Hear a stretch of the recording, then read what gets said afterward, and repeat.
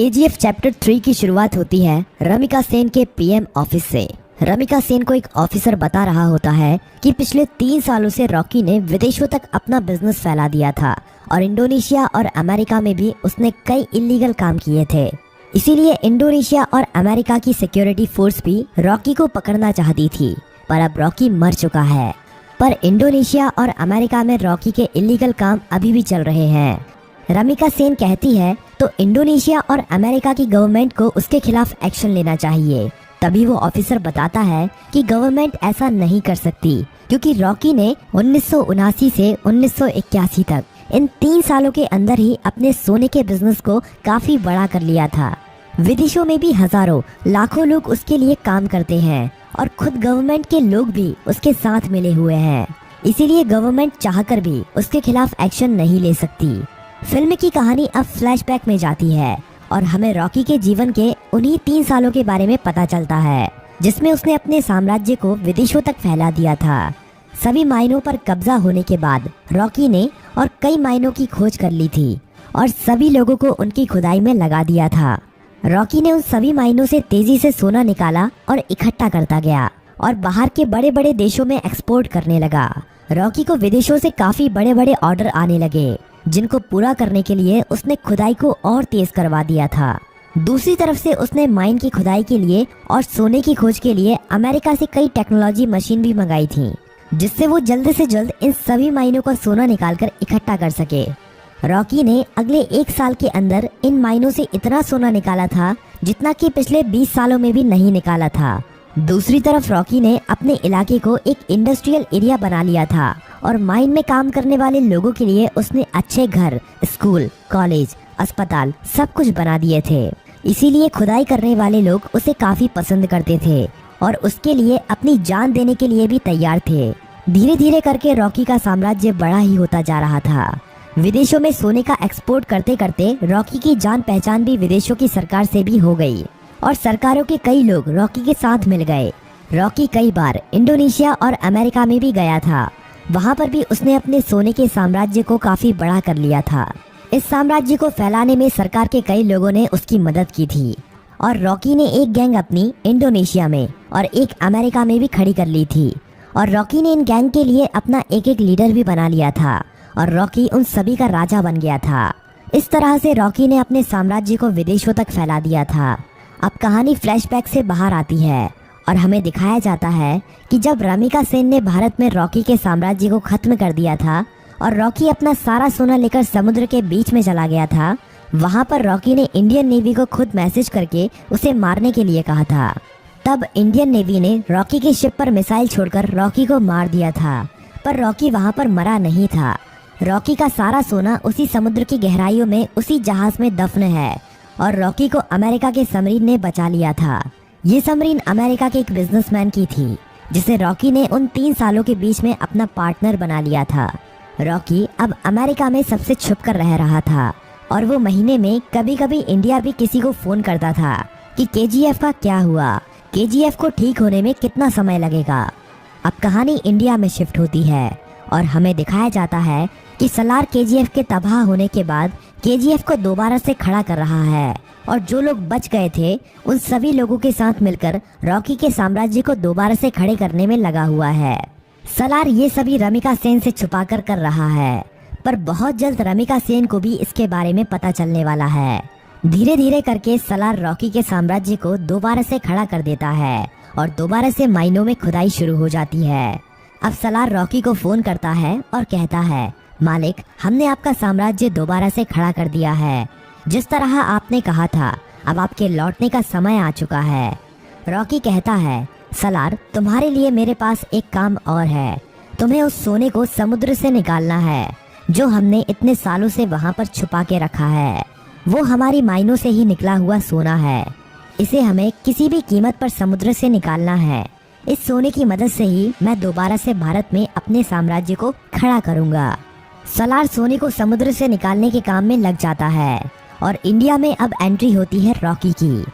सलार अपने लोगों को कहता है कि मालिक कई सालों के बाद यहाँ पर पधार रहे हैं, उनके स्वागत में कोई भी कमी नहीं रहनी चाहिए।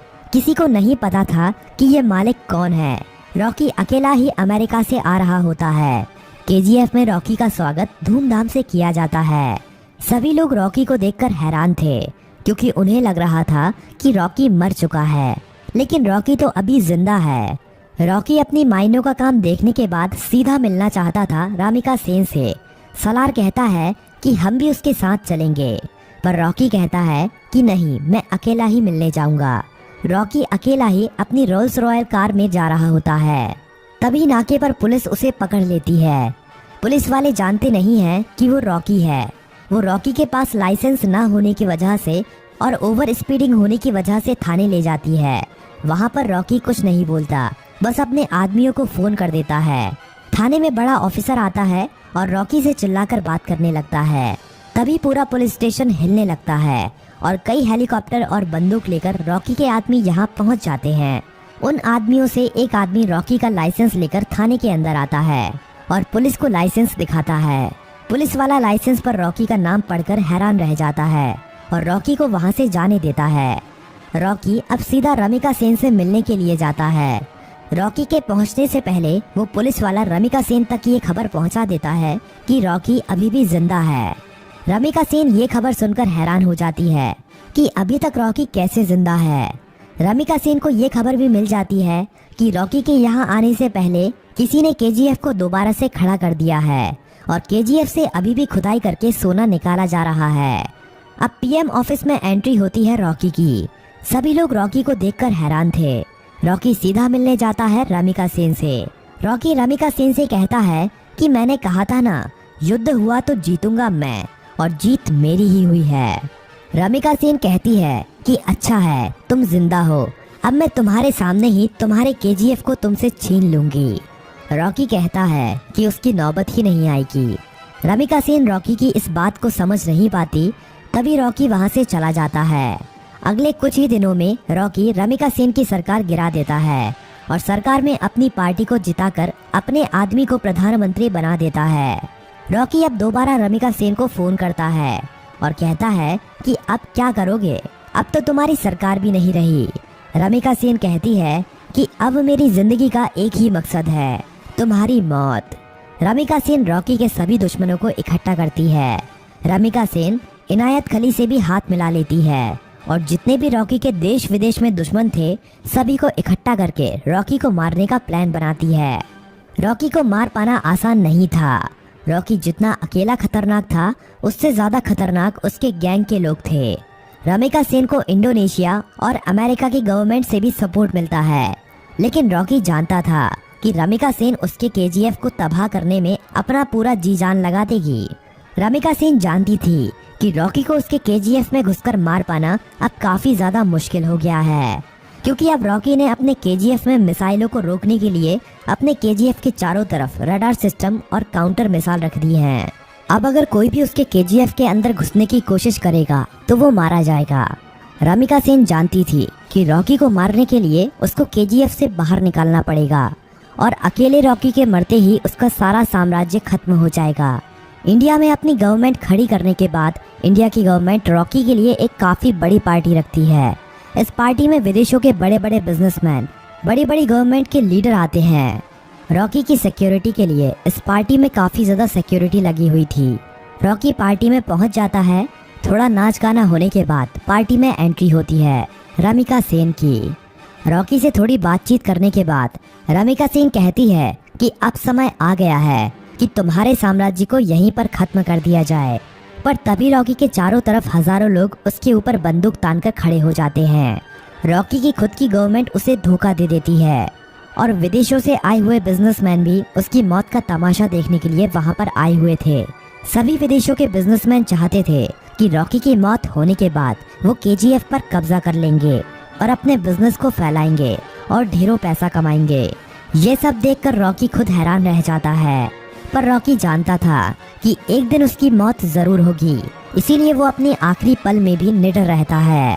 रमिका सेन कहती है कि देखा, आखिर तुम्हारे लोगों ने ही तुम्हें धोखा दे दिया। इतना कहते ही सभी लोग रॉकी को गोलियों से भून देते हैं और रॉकी की मौत वहीं पर हो जाती है और फिल्म यहीं पर खत्म हो जाती है।